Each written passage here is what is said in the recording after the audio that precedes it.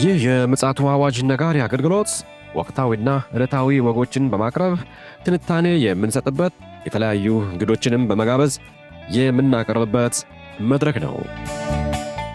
መረጃዎችን ያጠናከረ ይዞልን የሚመጣው ፓስተር አለማየሁ ነሙ ሲሆን ፕሮግራሙን የመራና መሰናዶውን ኤዲት በማድረግ ወደ እናንተ የሚያቀርበው ይልቃል አስራት ነው። መልካም ጊዜ። ሻሎም ሻሎም። ውድ የምፅዓቱ አዋጅ ነጋሪ ተመልካቾቻችንና አድማጮቻችን እንዴት ዋላችሁ? ዛሬ እንግዲህ ዕለቱ ቅዳሜ ነው። የቅዳሜውን ደግሞ የቀኑን መረጃ ወደ እናንተ ለማድረስ ከፓስተር አለማየሁ ጋር እንደገና ተገናኝተናል። መረጃዎችን ደግሞ እያሰባሰበ ይዞልን እየመጣ እያነቃን ይገኛል። ዛሬም እንግዲህ እንደወትሮው መረጃን ይዞልን መጥቷል።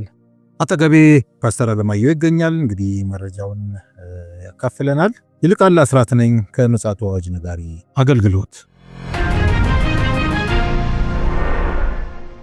እንግዲህ ውድ አድማጮቻችን ፓስተር አለማየሁ መረጃዎችን በትጋት እያሰባሰበ በመጽሐፍ ቅዱስ እይታ እየፈተሸልን የማንቂያ ደወል ለመደወል እንግዲህ ተገኝተዋል።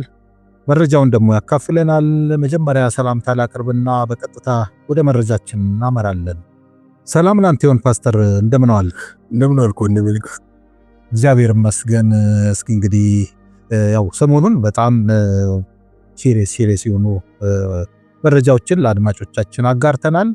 በተለይም ደግሞ በዓለማችን ዙሪያ ወቅታዊ የሆኑ ክስተቶችን በተመለከተ እንደ መጽሐፍ ቅዱስ እይታ ለመፈተሽ እንግዲህ ጥረት አድርገናል። መረጃውን ደግሞ አንተ ደግሞ አሰባስበሃል። ዛሬም ደግሞ አዲስ መረጃ እየተሰማ ይገኛል። ለአድማጮች እስኪ ይሄን መረጃ አጋራ። እንግዲህ በሐማስና በእስራኤል መካከል ያለው መካሰስ እየቀጠለ ነው ያለው። ያው ኔታንያሁ እንደውም በጣም ጠቆም ያደረጉት ነገር አለ። አልፎ አልፎ በሐማስና በእስራኤል ወታደሮች መካከል ግጭት እየተፈጠረ ነው ያለው። ይህንን እሳቸውም ጠቆም አድርገዋል። ሌላው ሐማስ በጋዛ ውስጥ ያሉ ታጣቂዎች አሉ። እነዚህ ታጣቂዎች እስራኤል ያስታጠቃቸው ናቸው እየተባለ ነው። ይህንንም ኔታንያሁ አልደበቁም። እንደውም ሞር እናስታጥቃቸዋለን እያሉ ነው ያሉት። ከነሱ ጋር አይት ለፊት ውጊያ የጀመረበት ሁኔታ ነው ያለውና የጋዛ ሕዝብ ተረጋግቶ ጋዛም ቢገባ ከዘራፊዎችና ከነዚህ አይነት እንትኖች አላመለጠም። እንደዚሁም ደግሞ ሐማስ ራሱ ከእስራኤል ጋር ያብራሉ፣ ለእስራኤል መረጃ ይሰጣሉ ያላቸውን መግደሉን እንደቀጠለ ነው ያለውና ከዚህ የተነሳ ዶናልድ ትራምፕ አሁን በአስቸኳይ ይሄ ነገር እንዲቆም ለሐማስ አመራሮች ጥሪ አቅርበዋል። እንግዲህ የሐማስ አመራሮች ደግሞ ምንድነው እያሉ ያሉት? አሁን ላይ በግልጽ እየተናገሩ ነው፣ ትጥቅ እንደማይፈቱ እየተናገሩ ነው ያሉት። ነገር ግን አንዲት ቃል ነው ካፌ የሚጠበቀው ነው ያሉት ዶናልድ ትራምፕ እና ሐማስን ጠራርገን ማጥፋት አለብን የሚል ነገር ላይ ደርሰዋል። በዚህ ጉዳይ ላይ ከኔታንያሁ ጋር እየመከሩበት እንደሆነና በቀጣይ መወሰድ ስለሚገባው እርምጃ እየተነጋገሩ ነው ያሉት። ያው እስራኤልም የራፋን እንትን እንደዘጋች ነው ያለችው።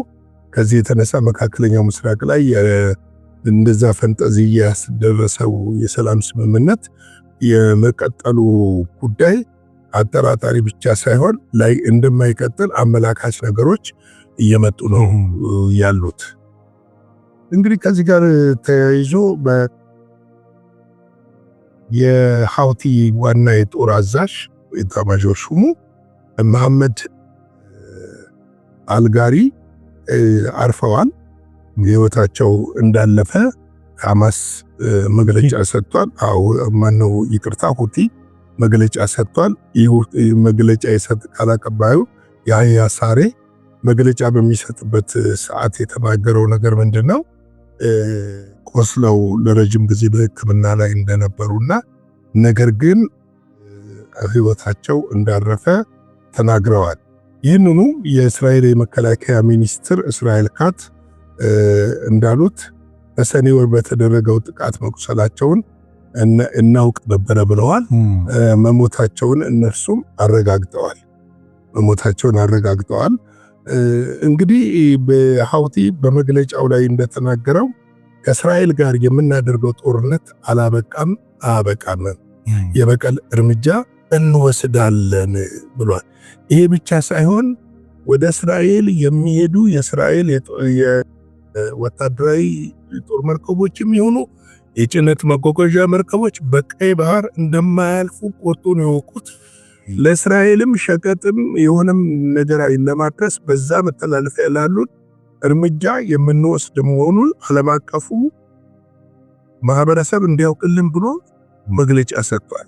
እና እንግዲህ ይሄ ብቻ አይደለም። አሁን የሐውቲ በቅርብ እርምጃ የሚወስድ እየዛተ ነው ያለው። በተለይ ትንሽ ይሄ ጦርነቱ ስምምነቱ ከተፈረመ በኋላ የሐውቲ እርምጃ ቆሞ ነበረ መውሰድ። አሁን እንደገና እንግዲህ ሊጀምር ነው ማለት ነው። ስለዚህ እንግዲህ ሌላው ይሄ መካከለኛው ምስራቅ እንግዲህ ያለው ችግር ሰፊ ነው። በጣም የሚገርም ነገር ነው። በጣም ነው ሰፊ ነው ችግሩ። በትናንትናው ዕለት አልታሰበም የእስራኤል አየር ኃይሎች ደቡብ ሊባኖንን ደብድበዋል። በርካታ ሰዎች እንደቆሰሉ ተናግረዋል። የተወሰኑ ሰዎችም ሞተዋል። እና ምንድነው እስራኤል የሰጠችው የሂዝቦላን የጦር ማከማቻ ምናምን አይነት ነገር አግኝቼ ነው ድብደባ የፈጸምኩት ትላለች። የሊባኖስ ፕሬዚደንቱ የተመታው ሲቪሎች መኖሪያ ቦታና የሲቪል ሰዎች ናቸው ጉዳት የደረሰባቸው እንጂ እስራኤል እንዳለችው የሂዝቦላ እንትን አይደለም ብላለች። እንግዲህ ይህን ተከትሎ የኢራን የውጭ ጉዳይ ሚኒስትር ቃል አቀባይ መግለጫ አውጥተዋል። ባወጡት መግለጫ ምንድነው ያሉት? እስራኤል በየሀገሩ ግዛቶች ሉዓላዊነት እየጣሰች የምትገባው እርምጃ የማታቆም ከሆነ እኛ ግን እናስቆማታለን የሚልና እንደዚሁም ደግሞ ለሂዝቦላና ለሐውቲ ለሐማስም ማንኛውንም ወታደራዊ ድጋፍ እናደርግ መሆኑ ይታወቅልን የሚል መግለጫ አውጥተዋል። እንግዲህ ባለፈው ስናወራ ታስታውስ ከሆነ የመካከለኛው ምስራቅ የተረጋጋ ሰላም ይሆናል ብለው ሰላም አየር ነፍሷል ብለው ዶናልድ ትራምፕ ኤልሻማ የግብጿ የመዝናኛ ከተማ እዛ ንግግር አድርገው ነበር። ያ ንግግር እኔ እንደማይሆን ተናግሬ ነበር።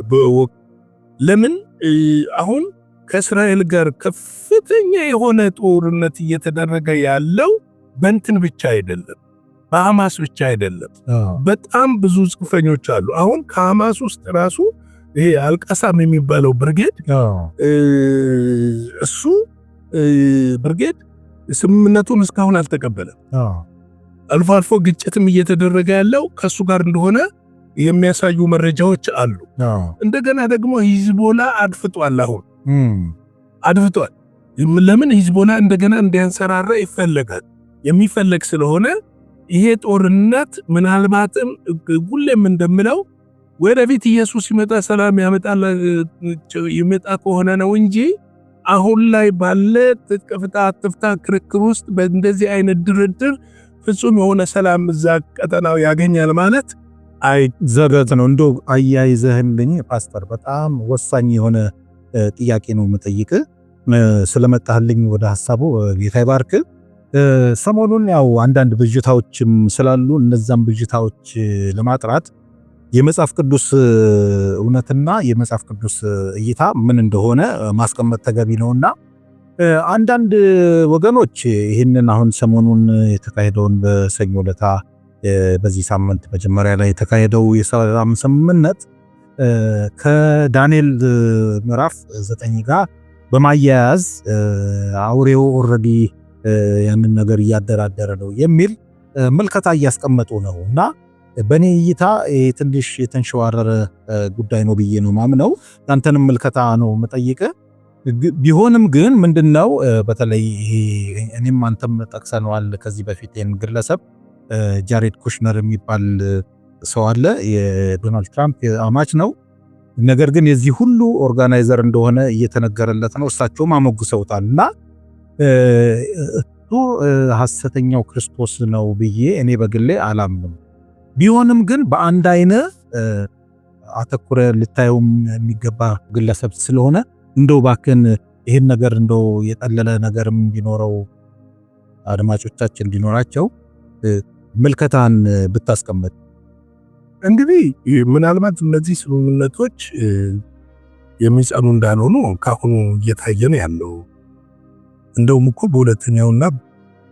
በሁለተኛው ቀን ላይ ነው ምልክቶች መታየት የጀመሩት እና ዶናልድ ትራምፕን በዚህ ሳምንት ውስጥ ለሶስተኛና ለአራተኛ ጊዜ ይመስለኛል ለሐማስ ማስጠንቀቂያ ሲሰጡ፣ ነገር ግን ይሄ ማስጠንቀቂያ መስጠታቸው ሐማስን ያስቆመዋል ማለት አይደለም እና አንዳንዶች ከመጽሐፍ ቅዱስ ጋር አያይዘው ከብዙዎች ጋር ቃል ኪዳን ይገባል የሚለውን ምናልባት 20 ሀገሮች እዛ ጋር ስለተገኙ ያንን አያይዘው ከዳንኤል መጽሐፍ ጋር አያይዘው የሆነ ነገር ለመስጠት ሞክረዋል። እሱ ልክ አይደለም፣ ስህተት ነው። ምክንያቱም አንደኛ ከብዙ አገሮች ጋር ቃል ኪዳን ይገባል የሚለው ሐሰተኛው ክርስቶስ ነው የሚገባው። ሐሰተኛው ክርስቶስ ደግሞ መቅደሱ ሳይሰራ መቅደሱ በሌለበት የለም። ሊኖር ይችላል፣ በተወልዶ በሕይወት ሊኖር ይችላል፣ ግን መቅደሱ በሌለበት ያንን ኪዳን አይፈጽምም። መቅደሱ ላይ በሚሆንበት ጊዜ ነው ያንን ኪዳን የሚፈጽመው። ግን ምናልባት እንደ ምልክት ልናየው ተሳፈል ልናየው እንችላለን። ሌላው በጣም እዚህ ጋር መረዳት ያለብን 20ውም አገሮች የተለያየ የፖለቲካና የኢኮኖሚ ጥቅም ያላቸው አገሮች ናቸው። ለምሳሌ ዶናልድ ትራምፕ ስትራቴጂክ ነው የተጠቀሙት አሜሪካኖች። የእስራኤል ጠል የሆኑ አገሮችን ነው በሙሉ እዛ ጋር የሰበሰቡት። ይሄ ማለት ምን ማለት ነው? አግሪመንቱን ለማሳየትና የነሱን የበላይነት ለማሳየት የተጠቀሙበት ዘዬ ነው። ነገር ግን ይህንን ይጠቀሙ እንጂ እነዚህ አገሮችን ከአንቲሴሜቲክስ አታጠራቸውም። ሁለተኛ ነገር ከአንቲሴሜቲክስ ብቻ ሳይሆን አረቦቹን ከእስራኤል ጠላትነት ልትፍቃቸው አትችልም። አብርሃምም አኮር ብለህ ሰበሰብካቸው፣ ምንም ሰበሰብካቸው፣ ትልቁ ጥል ያለው ምስራቅ ኢየሩሳሌም ላይ ነው። ትልቁ ጥል ያለው አላስካ ሞስክ ላይ ነው። ትልቁ ጥል ያለው በዛ አካባቢ ያለው የእስራኤል የበላይነት እንዲያከትም ሁሉም የአረብ ሀገሮች እዛ የፈረሙትን ቱርክም ብትለው ኳታርም ብትል ራሷ ግብጽ ብትል ይፈልጋሉ። እስራኤል ደግሞ ይህንን ታውቃለች። ግብጽም ኳታርም ቱርክም የእስራኤል ታሪካዊ ጠላቶች እንደሆኑ ታውቃለች። እንዲያውም እኮ ፓስተር የእስራኤል ጠቅላይ ሚኒስትር እኮ እዚህ ላይ እኮ ተጋብዘው ነበር ይታወቃል። የእስራኤል ጠቅላይ ሚኒስትር የሚገኙ ከሆነ አውሮፕላንን አስነስቼ ነው የሚሄደው ነው ያሉት የቱርኩ ፕሬዝዳንት። ምክንያቱም የሰላም ስምምነቱ ሙሉ እንዲሆን በዚህኛውም ወገን ያለው መገኛ ነበረኛት ነበር። አሁን ለምሳሌ ፊርማውን የተፈራረሙት ቱርክ፣ ግብጽ፣ ኳታር እና አሜሪካ ናቸው። ሳውዲ አረቢያ በተወካዩ እና ፈርመዋል። እነዚህ የፈረሙት በምስክርነት ካልሆነ በስተቀር እኮ ሰላም እርግጠኛ እውነተኛ ሰላም ቢሆን ኖሮ ምን መሆን ነበረበት? የሐማስ መሪው የእስራኤል መሪው ተገናኝተው ተፈራርመው እጅ መጨባበጥ ነበረባቸው። ያንን ነው ሐሰተኛው ክርስቶስ ሊያረግ የሚችለው። እሱ ከብዙ የአረብ አገሮች ጋርና የእስራኤል ጠላቶች ከሆኑ አንቲሴሜቲክስም ከሆኑት ጋር ነው የሚፈራረመው። ግን የሱም እኮ ለ3 ዓመት ከ6 እና ይሄ ስለሆነ ቅዱሳን ልንነቃ ልንዘጋጅ ያስፈልጋል። የእግዚአብሔር ሰላም ጸጋ ከሁላችን ጋር ይሁን። በ12 ሰዓት ላይ ለየት ባለ ርዕስ በዛሬው ዕለት እንመጣለን። በተለይም ቤተክርስቲያንን እያመሰ ያለና አዲስ አስተሳሰብ ይዘው ወደ ሚዲያ እየመጡ ያሉ በዚህ በተለይ በመጨረሻው ዘመን ላይ ይህንን ነቅሰን የምንመለከትበት ይሆናል ብዬ አስባለሁ። የጌታ ጸጋ፣ ሰላም፣ ምሕረት፣ ቸርነት ከሁላችን ጋር ይሁን። መልካም ቀን። ሻሎም። ጌታ ኢየሱስ አብስቶ ይባርክ። ፓስተር እንግዲህ የቀዳሚውን መረጃ ለአድማጮች አስተላልፈሃል። ምናልባት እንግዲህ ብዥታ የነበረባቸው ወገኖች እንደው በተወሰነ መልኩም ግልጽ የሆነላችሁ ይመስለኛል። እኛም ከስር ከስር እንደነዚህ አይነት መረጃዎችን እየተከታተልን ወደ እናንተ የምናመጣ ይሆናል። እንግዲህ ለዛሬ ቅዳሜ ይዘን የመጣነው መረጃ ይህንን ይመስላል። ፓስተር እንዳለን እንግዲህ ኋላ ላይ በቀጥታ ስርጭት ደግሞ ለየት ባለ ርዕስ ይዘን የምንመጣ ይሆናል። ብቅ እንላለን። ሁላችሁም ተጋብዛችኋል። መልካም ጊዜ እንዲሆንላችሁ እመኛለሁ። ይልቃል አስራትና ፓስተር አለማየሁ ነበርን የቀኑን መረጃ ወደ እናንተ ያደረስነው። ሻሎም። ለዛሬ ይዘን የመጣነው ወቅታዊ መረጃ ይህንን ይመስል ነበረ። በሌላ ጊዜ በሌላ መሰናዶ እስከምንገናኝ ሰላም ለእናንተ ይሆን።